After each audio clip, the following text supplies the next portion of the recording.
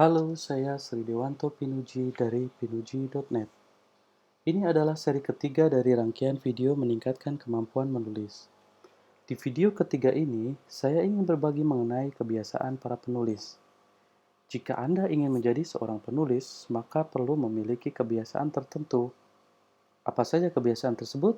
Oke, mari kita mulai dengan kebiasaan pertama adalah membuat rencana kerja.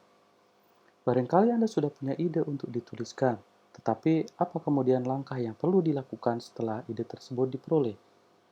Langkah selanjutnya adalah membuat rencana agar ide tulisan itu bisa berubah menjadi satu tulisan yang utuh. Barangkali Anda ingin melakukan penelitian dari para penulis terdahulu tentang ide yang sama dengan ide Anda. Bisa jadi Anda ingin mencari data pendukung untuk tulisan Anda.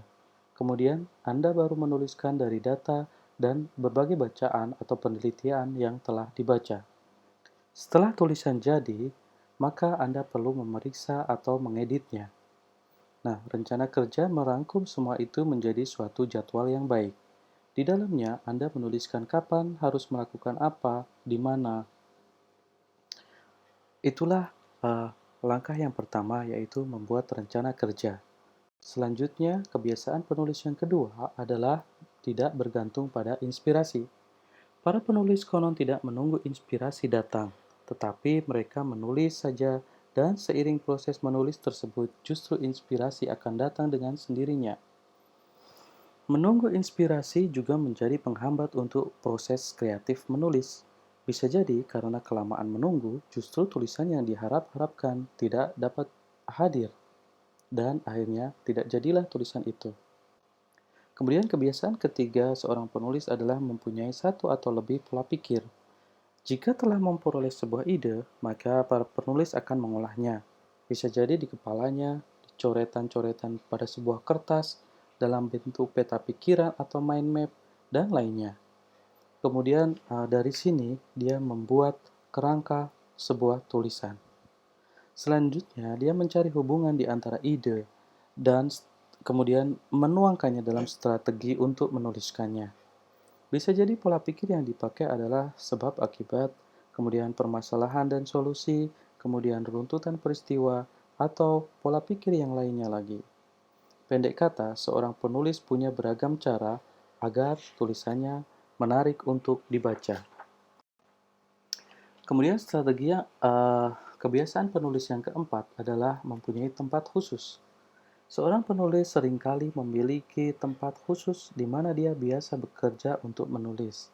Karena menulis sejatinya adalah pekerjaan serius yang membutuhkan konsentrasi, maka tempat tersebut harus mendukung kebutuhan itu.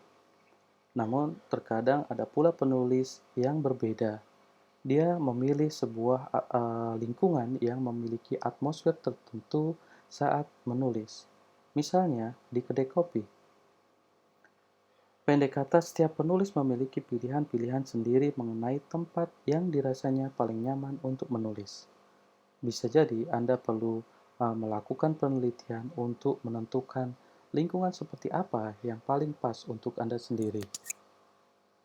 Kemudian, kebiasaan kelima seorang penulis adalah dia juga seorang pengamat yang cermat.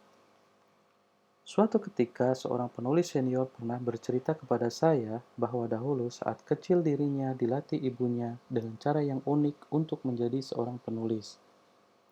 Saat itu dia diminta untuk duduk mengamati pohon sambil menuliskan apa-apa saja yang diamatinya. Di hari pertama, dia hanya mendapatkan satu kalimat. Di hari kedua, bertambah lagi menjadi satu paragraf. Begitu seterusnya hingga kemudian akhirnya dia mendapatkan satu halaman penuh dengan catatan. Sayangnya waktu itu saya lupa bertanya apa saja yang dituliskannya.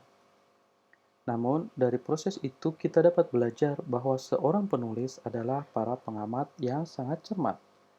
Hal ini penting mengingat mereka harus bisa mengolah apa saja menjadi suatu tulisan. Dari pengamatannya, kemudian mereka mendapatkan ide.